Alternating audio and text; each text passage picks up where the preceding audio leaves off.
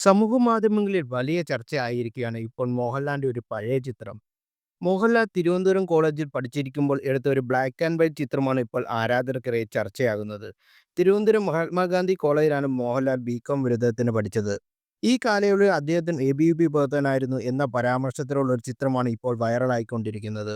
മാക്കാത്ത് റാസി എന്നൊരു Facebook പ്രൊഫൈലിലാണ് December 16-ന് മോഹൻലാലിന്റെ രാഷ്ട്രീയ ബന്ധം ചൂണ്ടിക്കാണിക്കുന്ന ഈ പോസ്റ്റ് ഇട്ടിരിക്കുന്നത്.